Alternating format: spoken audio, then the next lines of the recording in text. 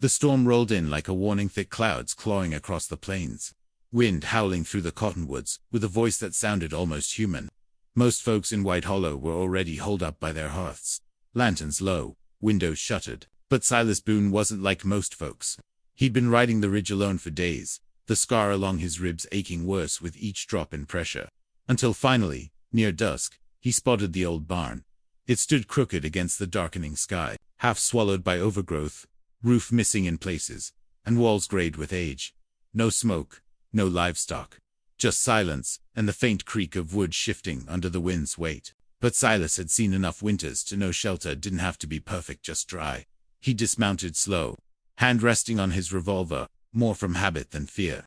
The horse snorted, but didn't fuss. It was quiet enough to make a man feel uneasy. Barn door gave way with a low groan, hinges rusted near clean through. Inside, the air smelled of dust and old hay. He stepped cautiously, boots crunching on straw and dirt, eyes adjusting to the dim light that filtered through cracks in the boards. And then he heard it, a breath. Sharp, fragile. Fragile not from an animal, from a person. He turned fast, hand on the butt of his gun, but what he saw stopped him cold. She was crouched in the farthest corner, half hidden behind a broken plow. Her wrist shackled to a post with an iron chain no heavier than a dog's leash, but just as cruel. Her dress was torn, feet bare, face smeared with dirt, but her eyes, Lord, those eyes burned steady and defiant, despite everything. Like she'd already seen the worst, and survived it. "Don't move," she whispered hoarsely, voice brittle from thirst. "They'll hear." Silas didn't answer right away. Just looked around, every hair on the back of his neck rising. "Who?" he asked. She shook her head. "Don't ask. Just go." But he didn't move. Something in her tone, desperation tangled with resolve, kin to him like a splinter. He stepped closer. "You hurt?" She nodded once. "Not bad. Not like I could be. What's your name?" She hesitated. Then, "Nora." He crouched, slow, hands raised so she wouldn't startle. "I'm not here to cause trouble. Just trying to ride out the storm." "You shouldn't have come here," she said. "They'll come back." "Who?" he asked again. Gentler this time. She looked at him like she was trying to decide whether he was worth the risk. Then she said, quiet as breath, "My husband. And his brothers. They don't let go of what they think they own." That's when he saw it, the faint bruising around her collarbone, the old scar near her temple, half covered by tangled hair. Not fresh, not new, but deep, lasting dots. Silas looked at the chain. "Where's the key?" Nora laughed once, bitter. "He sleeps with it under his tongue." He swallowed hard. "Well," Silas muttered, "that's a problem." And then they heard it, voices outside. 3 of them, maybe more. Boots, crunching frost. Laughter too sharp to be friendly. And then a barked order. "Check the barn." Nora's face went pale. "You have to go," she hissed. But Silas didn't flinch. Instead, he did something that made no sense at all. He reached into his coat, pulled his revolver from its holster, and placed it into her shackled hand. "If they find me," he whispered, "shoot first. I don't care what you say after." She stared at him, stunned. "You're crazy." He almost smiled. "I've been called worse." He turned then, vanished into the shadows behind the haystack, as the barn door began to creak open once more. Sometimes, a story begins not with a rescue but with someone who refuses to look away. What would you have done if you walked into that barn? Would you have stayed? Or walked out like nothing happened? Let me know your thoughts in the comments. Where a stranger's mercy sparks a storm far more dangerous than the one outside. The barn door creaked louder, now slow, deliberate, like someone was savoring the moment before stepping inside. Nora's fingers tightened around the revolver, her wrist trembling from the weight of it and the cold of the chain biting into her skin. She'd never held a gun before. Not like this. Not with the intention to fire it. She didn't even know if she could pull the trigger. Silas was gone, melted into the dark behind a stack of moldy hay and broken farm tools. She couldn't see him, couldn't hear him, but somehow, just knowing he was still inside made her feel less alone. Still, terrified, yes, but no longer invisible. The first man stepped into the barn, lantern in hand, face shadowed under the brim of his hat. His boots were muddy, long coat flapping at his knees. Behind him came another, broader, slower. Neither looked surprised to see her still chained. "There you are," the first one muttered. "We thought you'd figured out how to chew through iron," the second man chuckled. "Wouldn't put it past her. Always had a stubborn mouth." They stepped closer. The lantern light flickered across Nora's face. She flinched but didn't move, trying to keep her breathing steady. The gun hidden behind her leg. "You've been quiet today," the tall one said, crouching in front of her. "That's good. Means you're learning." She stared straight through him, saying nothing. He reached for her chin. That's when Silas moved. No gunfire. No shouts. Just the subtle scrape of boot against wood, and the sudden click of a second revolver cocked behind the man's head. "Step away," Silas said evenly. The man froze. The other one cursed and reached for his belt. But Silas was faster. "One more twitch, and I'll drop you both." Nora stood slowly, holding the gun Silas had given her. Her wrist still chained, but her spine straighter than it had been in weeks. The first man turned his head slowly. "Who the hell are you?" "Doesn't matter," Silas said. "All that matters is she's not going with you. Not tonight. Not ever again." The second man sneered. "She's his wife. She's a prisoner," Silas snapped. "You chained her in a barn? That ain't marriage, that's cruelty." The taller one smiled, thin and cruel. "You think you can walk her out of here? She's marked. Town won't take her. Nobody will." "She doesn't need a town," Silas said. "She needs air. She needs choice." There was a long moment then. Silence heavy as thunder.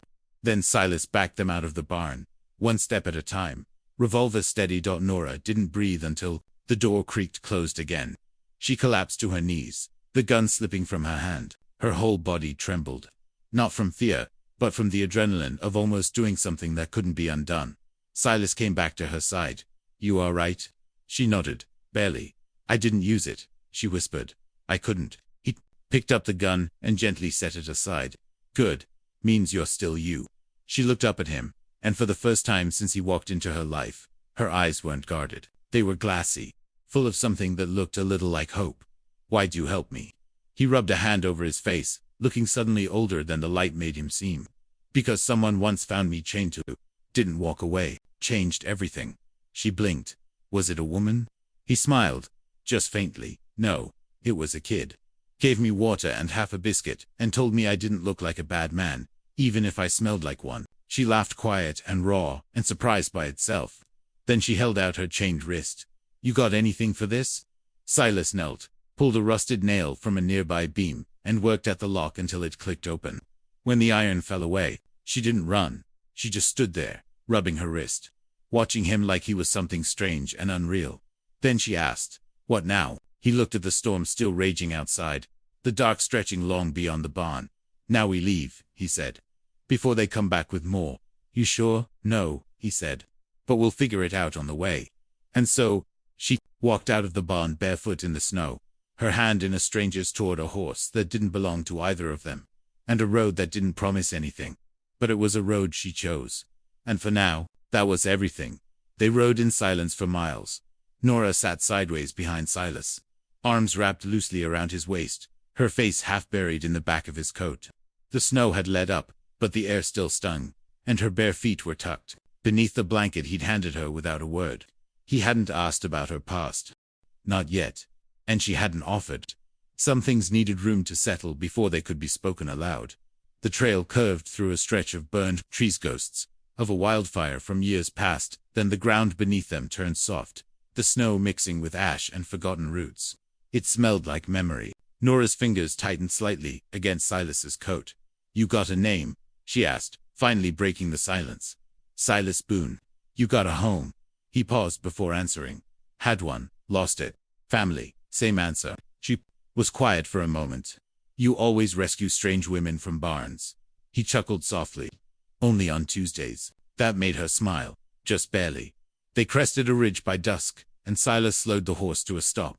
Below, tucked between two bluffs, stood a small stone cabin, smoke trailing thinly from its chimney. It looked weathered, but lived in. The kind of place someone hadn't given up on. "Friend of mine lives down there," Silas said. "He owes me soup and I owe you warmth."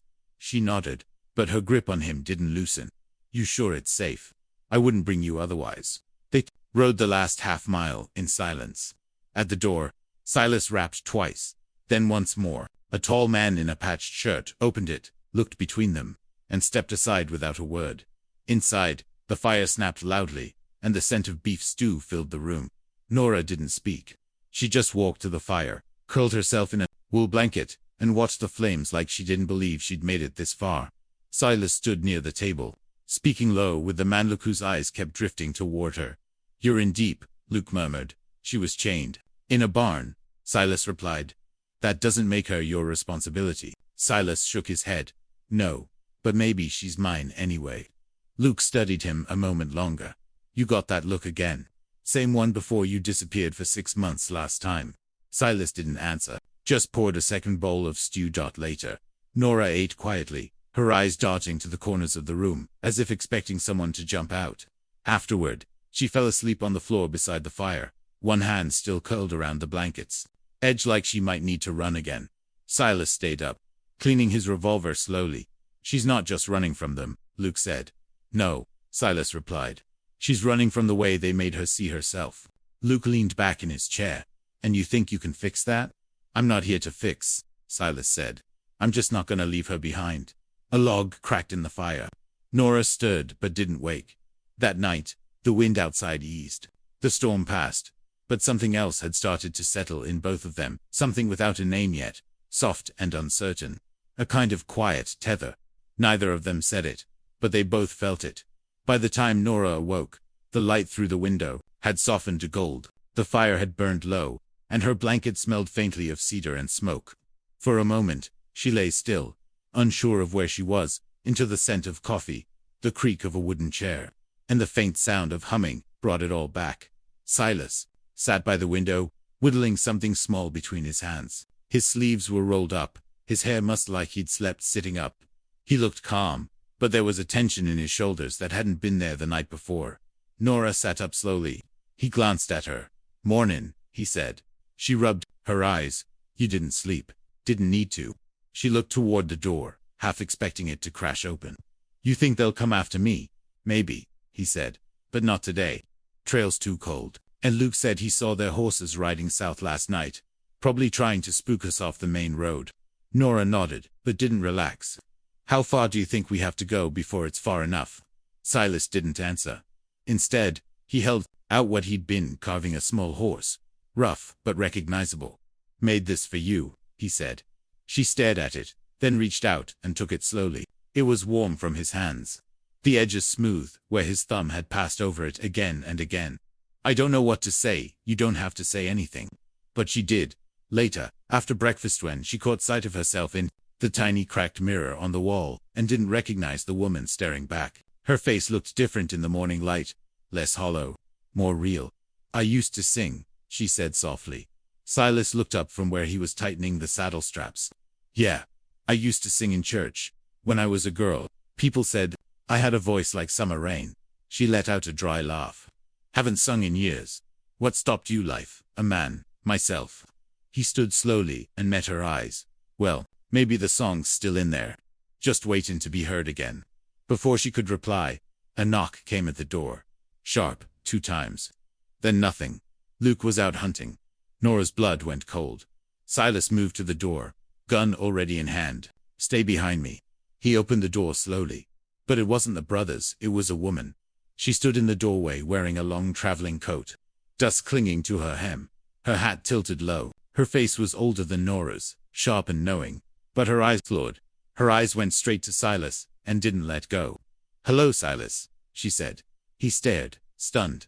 "I thought you were in Kansas," he said. "I was," she replied, "until I heard you were back." Nora watched from behind the corner of the hearth. "I need a word," the woman said. Silas hesitated, then stepped outside. They talked low, voices muffled by the thick log walls, but every few seconds, Nora caught phrases. "Didn't expect to find you like this. She's not what you think. You think you can outrun what you left." When Silas came back in, his jaw was tight. "She's a bounty scout," he said quietly. "Used to ride with me. Name's Marla." Nora swallowed hard. "Is she here for me?" "No," Silas said. "She's here for me." Nora blinked. "Why?" He sighed and sat on the edge of the table. "Few years back, I helped bring down a man named Clay Morrow. Marla and we did it together. Thought it'd make things better, but it didn't.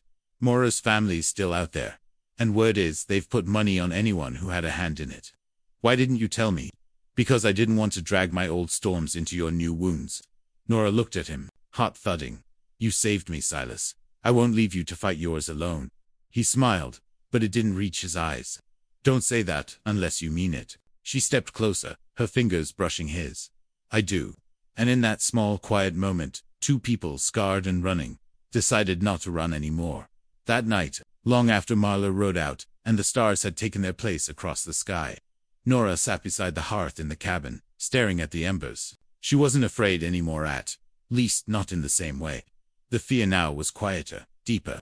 Not of chains or men or barns, but of the unfamiliar warmth taking root in her chest. Like something fragile might be blooming, and she didn't yet know if it could survive out here. Silas sat near the window, sharpening a knife that didn't need sharpening. His movements were slow, steady, almost meditative. You ever think about going back? She asked. To what? I don't know. Whatever you had before the scars. He didn't look at her, just kept his eyes on the blade. Went back once, he said. Nothing was there anymore. She didn't press. Some silences weren't meant to be filled. The next morning, she stepped outside before he did. The sky was streaked with orange, a light wind brushing her hair back. She walked out into the clearing barefoot, just to feel the cold earth under her feet again. She wasn't used to having choices. So she started small. One step, then another dot. By the time Silas came out, she'd gathered dry kindling, stacked it proper like Luke had shown her, and struck a match with shaking fingers. The fire came slow, but real. She didn't ask for help. She didn't look back. Silas just stood at the doorway and watched. You made coffee? He asked. I made fire, she said. He nodded. More impressive. She smiled, then truly smiled, and it lit her face in a way he hadn't seen before. Not since that barn. Not since anything. That day, they rode out together, not running, just moving. No destination, just distance. A new trail, a new map made with every hoofbeat. They passed through a dry creek bed and into a quiet stretch of prairie where the grass waved like whispers. There, they stopped for water. Nora walked a bit farther, past the bend, and found something half buried in the earth, a tin brooch, dulled by time, shaped like a lock, with wings stretched mid-flight. She turned it over in her palm, thinking about the woman she used to be, about how many parts of herself she'd buried just to survive. She didn't cry. She didn't need to. She just slipped it into her coat pocket and walked back. Later, while Silas gathered wood, Nora took the revolver he'd given her and practiced with it, not to kill, just to know she could stand if she needed to. You want me to show you how to steady the barrel? Silas asked gently. I think I'm okay, she said. It's not about the shooting. It's about not being afraid of the weight. He nodded. And that night, when they camped under an open sky, she cooked without asking, shared without prompting. And when she laid her head down beside the fire, she whispered not to him, not to God, just to the quiet. I'm still here. And somehow, that was enough. Sometimes healing starts with small rebellions, choosing to light your own fire. Carry your own weight. Speak your own name. What's a moment you chose yourself, even when it felt foreign? Drop your thoughts in the comments, where the trail crosses with someone who knew Nora before the chains, and forces her to decide whether she's ready to be seen. The town of Three Pines wasn't much, just a crooked main street. 2 saloons, a chapel that leaned too far east, and a general store that sold more gossip than goods. Silas hadn't planned to stop, but the horse needed new shoes, and Nora needed a moment to walk among people like she belonged. He didn't say that aloud, but she knew. They arrived just after noon. The sun sat high, making the dirt street glare white, and the wind carried that dry prairie dust that stuck to your teeth and made your eyes water. Silas dismounted and handed Nora the reins. I'll go to the smithy, she nodded. I'll look for coffee and something that isn't jerky. They split up easy, like they'd been doing it forever. Nora stepped inside the general store. It smelled like oiled wood and leather, and the bell above the door gave a soft jingle. She felt the stares almost immediately, not cruel, just curious. She looked different from the town's women. Her coat too big, her face too pale, her eyes too watchful. She browsed slowly, letting her fingers trail over tins and folded linens. She didn't notice the woman behind the counter staring until the voice broke through. Nora, Jean. Nora froze. She turned slowly, heart thudding. The woman had gray in her braid now, but her voice hadn't changed a bit. Miss Callahan, Nora whispered. I'll be, the woman breathed. They told us you ran off and died. Said you married that Collins boy and vanished like dust. I did vanish, Nora said, voice quiet. But I didn't die. Miss Callahan stepped out from behind the counter. Lord, child, we prayed for you for years. When your mama passed, we all thought. Nora looked down. I didn't even know she was gone. Miss Callahan reached for her hand, warm and gentle. You still sing? Nora's throat caught. Not for a long time. Well, the choir's still awful without you. They both laughed. A little too quickly, like neither knew how to hold joy without trembling. Just then, the door opened behind them. A young man stepped in, hat low, gun belt sharp, and jaw set like he'd never known softness. His eyes scanned the room, until they landed on Nora. He stopped dead. Nora. She turned slowly, breath catching again. Isaac. He nodded once, jaw twitching. Didn't think I'd ever see you standing upright again. She bristled. I didn't think I'd see you anywhere but beside him. Silas entered just as the tension broke the air. He caught it in one look. Nora, the stranger, the stillness before something cracked. Isaac eyed him. This him? This who? Silas asked. Isaac smirked. The new protector. She doesn't need one, Silas said calmly. I'm not here to fight, Isaac said, holding up his hands. Just wanted to see if it was true. If she really walked away. I didn't walk, Nora said. I crawled. I bled. I earned every step I took. Isaac's face softened. Barely. You were the only good thing in that house. I'm sorry I didn't help you then. You still can't, she said. But you can let me be who I am now. He looked at her for a long moment, then tipped his hat. I will. And just like that, he left. Silas came to her side. You're all right? She nodded. That was my brother-in-law. He watched me waste away and said nothing. Silas touched her shoulder. You said something now. Later, back at the cabin, Luke had lent them for the week. She unpacked a little tin of coffee and sat by the fire. I didn't expect to be remembered, she said. You don't forget people like you, Silas said. She looked at him, eyes glistening. I think I'm ready to use my name again. He smiled. Say it. She took a breath. My name is Nora Jean Holloway, and I'm not afraid of being known anymore. Outside, the wind howled against the shutters, but inside, she spoke. Her name again, and this time, it stayed. The wind changed on a Wednesday. Luke noticed it first, standing outside, with a cigarette tucked behind one ear, watching the sky turn a shade to still. This kind of hush, he muttered, ain't natural. It's the kind that rides in ahead of trouble. Silas didn't need convincing. He'd seen storms roll in silent before, and not all of them were weather. By evening, the signs were clear. A rider spotted circling the ridgeline, too slow to be hunting. Bootprints by the creek that didn't belong to anyone from Three Pines. And then a message tied to a stone, thrown through the cabin window. It read, in short, you owe blood, we collect at dawn. No signature. Just an old brand scorched into the bottom corner.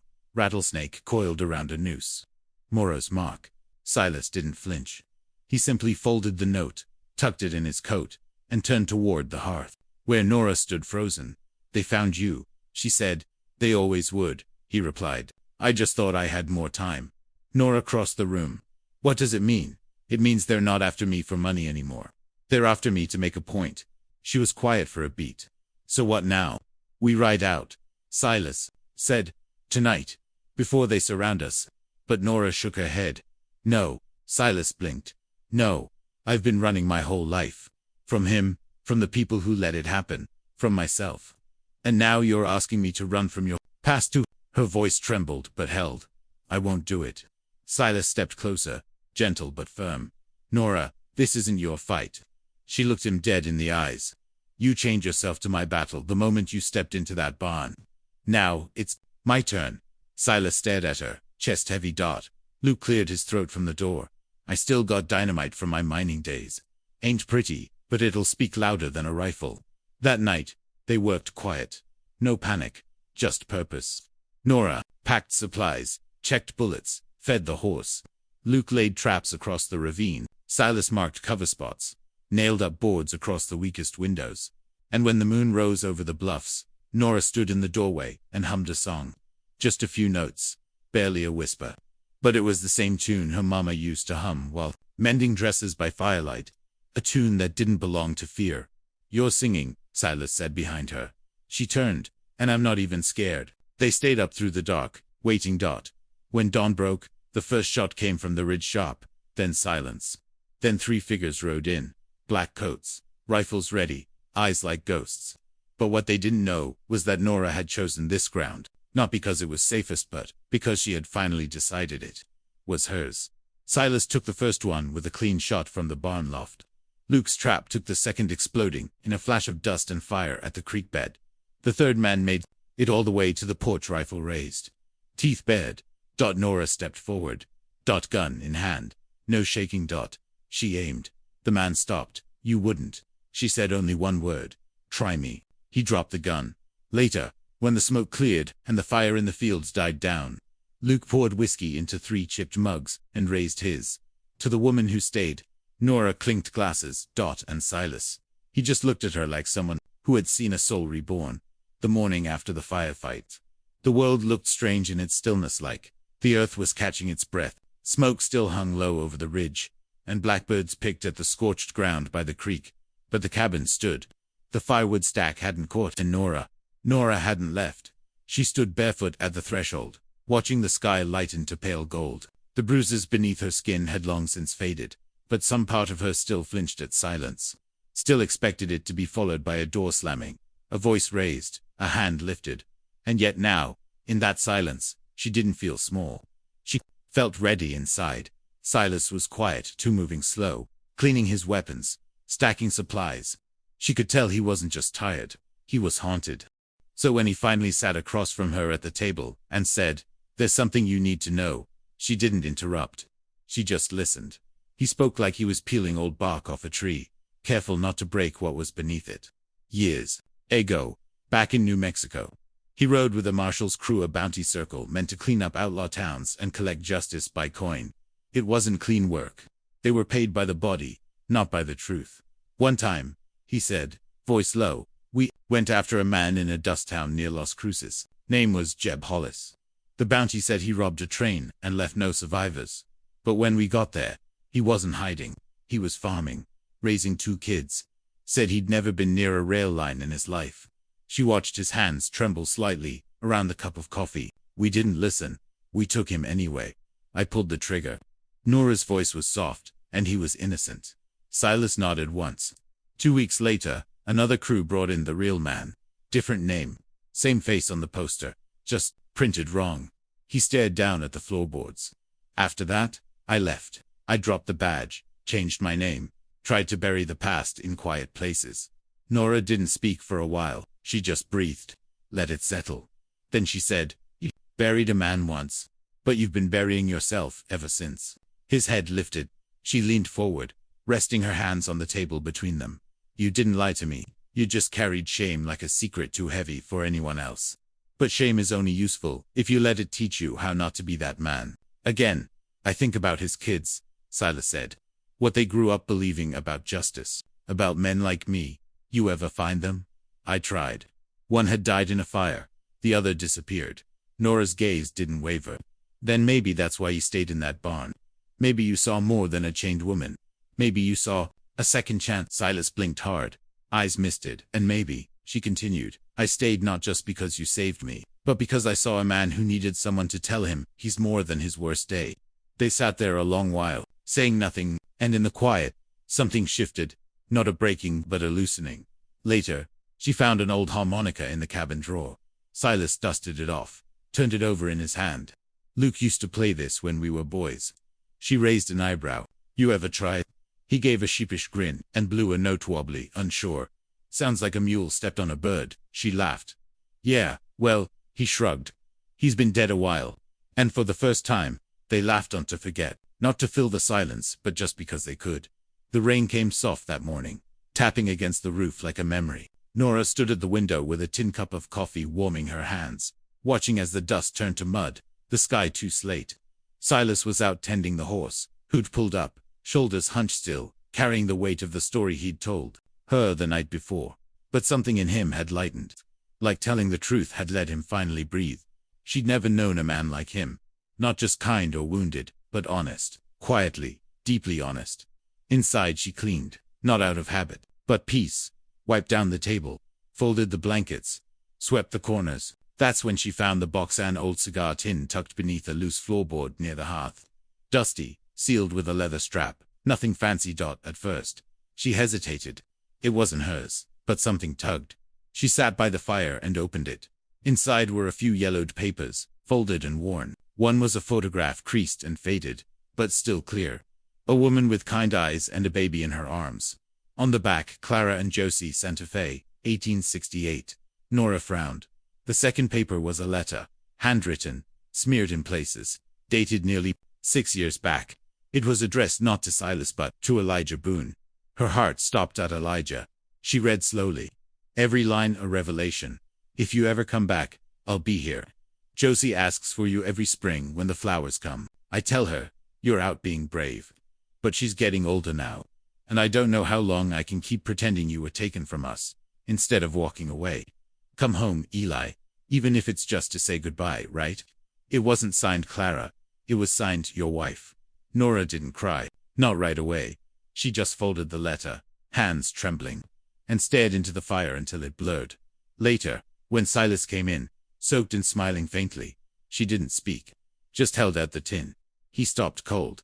I didn't mean to, she whispered. I was just cleaning. He sat slowly, took the box, ran his fingers over the tin like it was something holy. She was the last good thing I had, he said, before I became the man I told you about. I left to protect them. That's what I told myself. But I stayed gone because I didn't believe I was worthy to go back. She waited for you. I know. Nora's voice shook. Do you still love her? Silas didn't answer right away. Then, yes. Not the way I did back then, but yes. And the girl, Josie. He looked up. She'd be about your age now, if she's alive. A long silence stretched between them. Rain against the roof. Fire popping soft. Then Nora said, you should go. His eyes widened. What? You should go find her, your daughter. If she's still waiting, she deserves to know. And you deserve to see her face, even if she never forgives you. Silas stood, torn. And what about you? Nora smiled, gently. I won't chain myself to someone who's still bound to regret. But I also won't stand in the way of someone being made whole. You'd really let me go. I'm not letting you go, she said softly.